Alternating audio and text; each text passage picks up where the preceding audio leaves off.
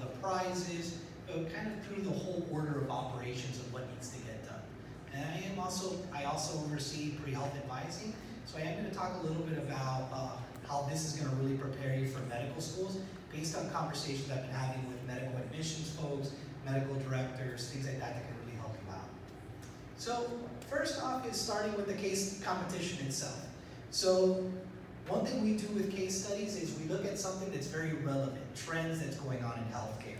Because when you go in front of medical schools, any healthcare program, they're going to be asking you about what are trends happening in healthcare today and how is public health or the healthcare field be able to combat such issues. So one of the biggest trends going on is the increase in the measles outbreak, not just in South Florida, but nationally. And so they have identified the best way to combat measles is through childhood vaccinations. Very common, things that kind of prevent it. And so measles kind of went away for a while. And now, recently, there's been an uptick in terms of the cases that are going on. Now, many of the schools require students to get vaccinated before they get into, so kids constantly getting vaccinated before school starts. However, 47 states allow students non-medical exemptions from vaccines, NMEs. So you can see that right here in the case description. Now, the reasons for these non-medical exemptions, they vary. Religious beliefs, all these different things that have made them choose, not going to get vaccinated. And there's a lot of research and background, things tied to, let's say, outcomes or side effects based on the vaccines, things going on in society, culture. So there's a lot of reasons these non-medical exemptions happen within these communities onwards. And your role is to be able to research the issue. Why are these non-medical exemptions happening? What's the background in terms of individuals not choosing to get vaccinated? What are some of the stigmas going on? Because there might be things that have weight, that they're not getting vaccinated for a reason, and there's research to back it up. But there's going to be a lot of research that maybe says, you know what, that's a stigma, and here's why it's been debunked through the research. Now, that's kind of the background, and you can see there's a lot of information in the description. After today, anyone that's signed up, you will get email a bunch of articles and research that we've already gathered for you to kind of get a good feel for what's going on with the problem. Now, what is your role? The reason you're coming up with a group. So, the Center for Disease Control and Prevention, the CDC, is spearheading a new task force to combat measles outbreaks. So you have been selected as a CDC member of a 3-person task force in Florida, which will focus on how to increase the immunization rates in Florida, specifically addressing the number of non-medical exemptions from MMR vaccine. So the MMR vaccine is the actual vaccine for the measles, and you and your team are going to come up with an official CDC implementation plan to help decrease the amount of non-medical exemptions. So in the community, outside, awareness campaigns, a lot of different ideas that could be coming up on how you're going to deal with that issue. So the CDC is asked you to address the issue from a public health, psychological, and scientific perspective. That's why we require all the teams to either have a major or minor from all these different colleges, because you're going to be tackling it really from 3 different perspectives academically. Now, your task force will develop and submit a program proposal, which will be reviewed by the Florida Department of Health for approving, and the maximum requesting fund would be $10,000. This proposal will aim to create a new program that will assist in combating the issue within Florida. So again, this issue is being looked at really from a Florida perspective, keeping it regional. You're going to have a 3-person task force, your team members, and then you're going to work on the implementation plan, which is we're going to go through right now. Now, just to let you guys know before I keep going forward, this is an actual plan that if you work for the CDC, you would be doing. So think about when you're applying to medical school, professional school, you're in that interview, they're going to be asking you about relevant experience that you have. And not many times as an undergrad do you get to work in a hospital setting and work in patients. Not many times do you get to do groundbreaking research. So this is an experience that you have that shows those critical thinking skills and practical skills you need to get into a medical program, but also showing how you tackled something that's very relevant to the South Florida area. So I'm going to break down each of the different plan proposals, because that's the main thing you're working on. Like when you leave today, you and your group can get started right away in terms of developing this implementation plan. And you have until the end of October to submit that full plan. So let's break down some of them. The first part is the background and significance. So this is where your research comes in, reviewing the articles that Olivia and I are sending you, the videos that we're sending you, but also keep in mind there's a lot more research that needs to be done outside of what we're just sending, because everyone that's attending today will get those same articles. And so it's a maximum of 500 words, this portion. And so when you submit this proposal, I recommend that you break it down into sections. You know, the first one having the title, background and significance, and then tackle these key areas. Describe the background and significance of measles and measles vaccination. Describe the overall problem to be addressed in the context of biology, public health, and psychology. So thinking about those non-medical exemptions, the increase in vaccinations, how is it tied to public health, the psychology of certain groups or individuals, like why they're choosing this non-medical exemption. This section must include a clearly defined project goal. What are you hoping to accomplish? And include a minimum of 2 peer-reviewed articles plus other credible sources. So again, using the ones we're sending you, but using others that can support the solution you're trying to come up with. Then we go to the next one. Define the target population. So starting off maybe thinking about who and why these non-medical exemptions or lack of vaccinations are happening could help you identify who's my target population that I'm trying to educate, that I'm trying to help them change perspective, debunk myths, stigmas, what have you. You need to be able to define who they are, describe what specific population you're targeting in Florida, and why you selected this target population. The next part. So this is when you start coming up with the solutions and a short summary of your solution. So this is the program summary / approach. Describe your program model and approach.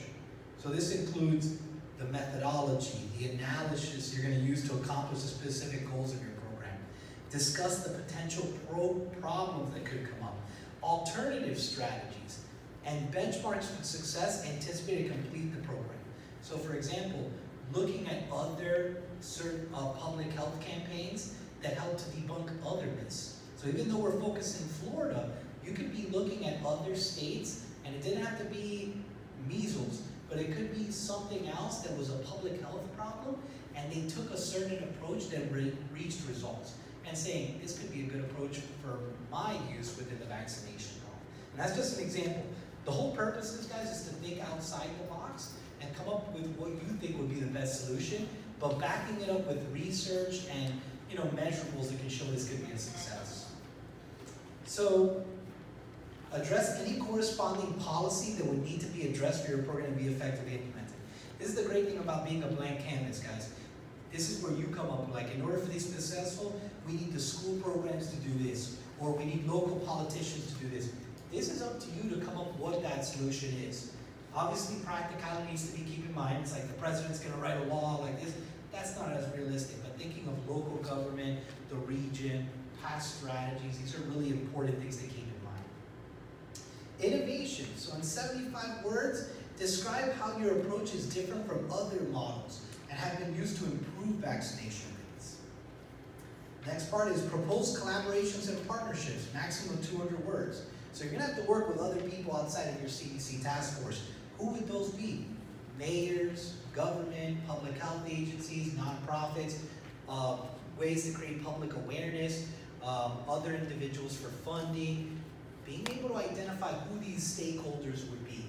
So you're going to describe those partners and collaborators that you would need to engage to meet desired outcomes. Then the evaluation methodology.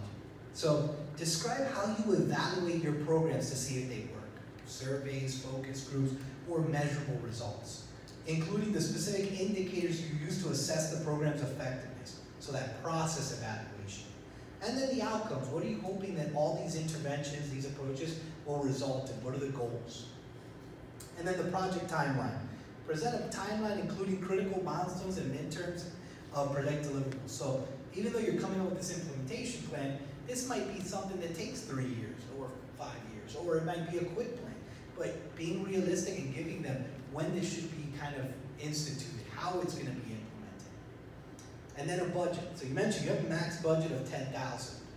And you need to present a program budget, the purpose of the budget, justifications for each areas that you're asking for funds for.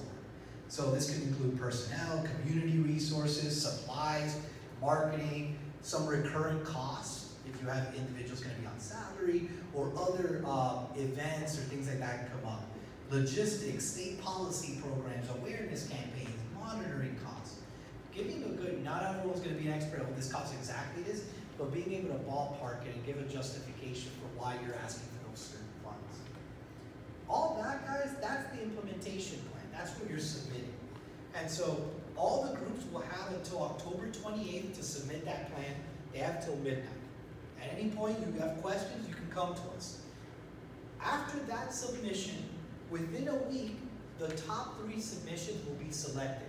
And so if you get selected, you will then be able to present your solutions to faculty from the 3 colleges and potentially a CDC representative.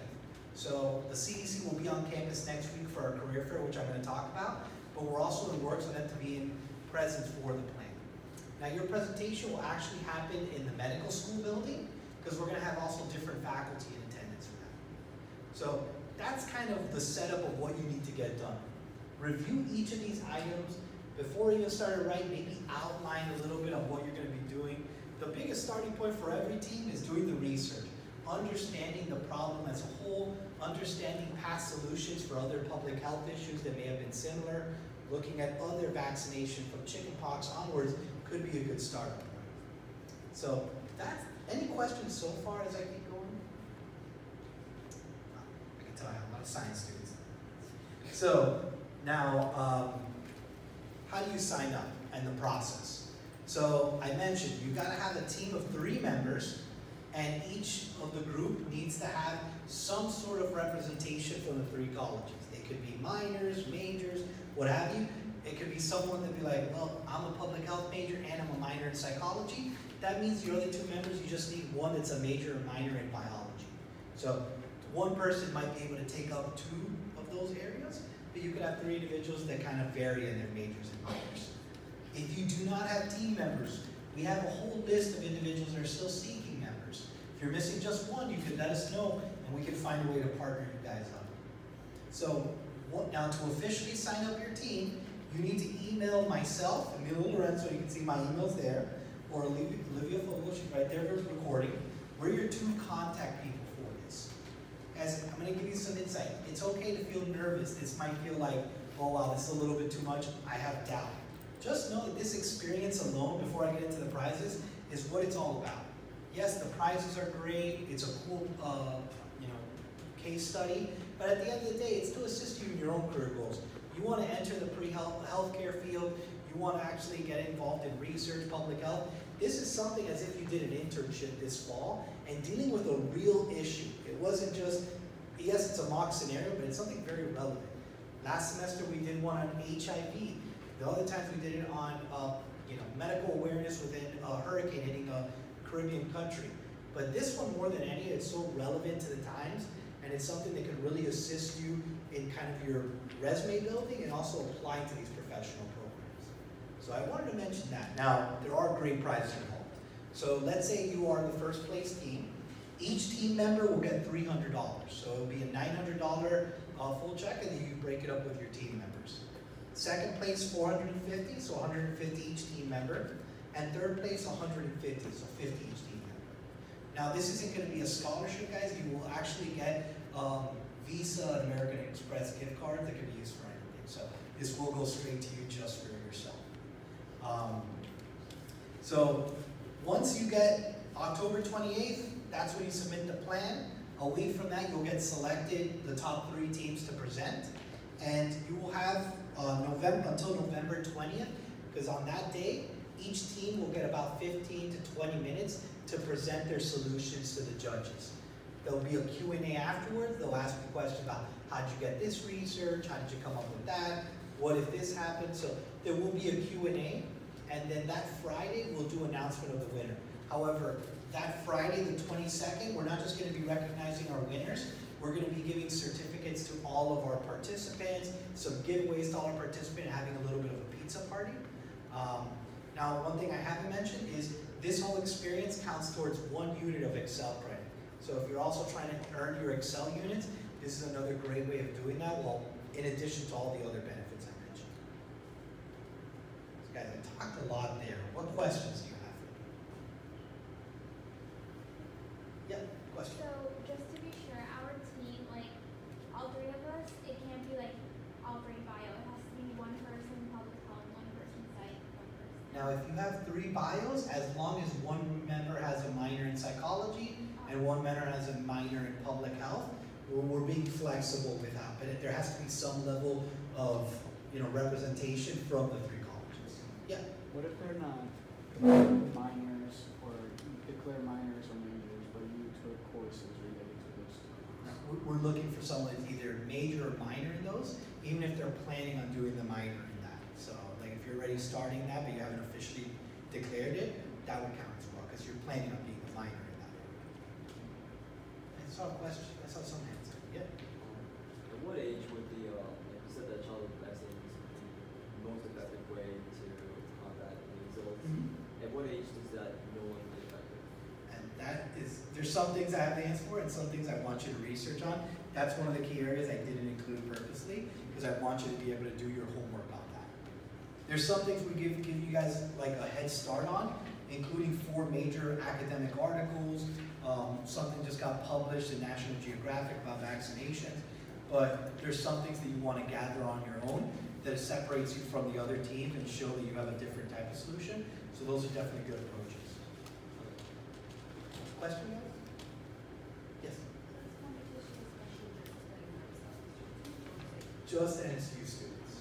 So this is just an NSU thing that we're doing. There are organizations that do these type of things nationally, but we're trying to grow. We already have in the spring a nutrition competition set up, and we're looking at another potential public health focused one. But the goal is we give you guys internship, research, volunteer opportunities, but this is the type of stuff that separates you from the pack when you are competing with other schools to apply to medical schools. And so meeting with medical directors, all those over the last few years, that's one of the key things they told me. We want students to present practical knowledge that they're understanding the issues going on in healthcare, and that's why these things are coming up more, because it's great that you're shadowing a doctor, but they expect that. And there you're watching. This one you're doing, and by immersing yourself in the knowledge base, it's going to prepare you, because in medical school, dental school, all those schools, they're going to teach you the clinical work. The thing they can't teach you is some of the intangibles, the soft skills, and that you're passionate about the knowledge involved in it. The only way to do that is through your undergrad immersing yourself in it. Yes? For background significance for the 2 peer-reviewed articles, what's the relationship? I think we could do APA, it's fine. But if we're not going to be, as long as you have citations, we're not going to be like, oh, use MLA instead of APA. We're going to be very flexible as long as they're cited so that we know where the source is coming from. Yes? For those of us who don't have teams yet, are we going to be pairing up right now? We have a sign-in sheet, so if you are still looking for team members, as soon as I'm done presenting, you can come up to Olivia and myself, and we can start working to see if there's other members here that we can connect you with, but we could also work to individuals that didn't attend. This whole session is being recorded, so guys, if you have friends or other people you're looking to have a part of this, they were like, oh, I missed it. This is getting recorded. This is an optional session. This is to inform you guys. If they didn't come, we have it recorded, and we're going to send it to everyone that was in attendance today and other individuals that told us, hey, we can't make it, but we want to sign up. Any other questions? And so I did want to mention something else, because everyone in here is pre-health majors. Next Thursday, we actually have a big event coming up. It's called Recruit a Shark Day. And so this is our version of a career fair, but it's more than that, because it's not just jobs and internships, it's research positions, volunteer work. And if you're a pre-health major, I will say that throughout your 4 years, you need to be you gaining experience as much as possible. I know organic chemistry, physics, chemistry, all those can be very difficult, but you gotta find a way to also volunteer, shadow, expose yourself to the field. And many of the individuals that are coming to this event, the DEA, the CDC, My Cancer Research Testing, the Cancer Research Institutes, American Red Cross, you name it, they're not hiring just for right now. So the expectation is not gonna be like, okay, start tomorrow. They're gonna be getting you for internships over the summer. And a lot of these get filled by December. So if you're thinking the semester just started, I can't think about my summer, just know that coming to this event is just gonna open doors for you that may not be available down the road. And so we have a lot of great companies coming that are gonna help you gain more experience. So doing this competition is great, and luckily for this, you can work on your own time.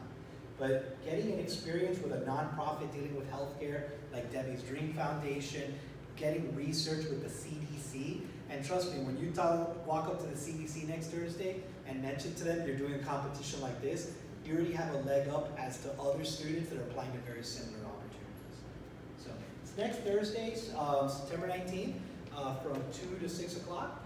So it could be a great exposure for you guys to gain experience, build your brand. But yeah, that's what we're here for. Our career development office is really here to support you. Whether you're trying to get into medical school, build your career in public health, research onwards, that's what we're here for. Any questions, guys, about this event, other things going on? Awesome. All right, guys. Well, thank you so much for coming.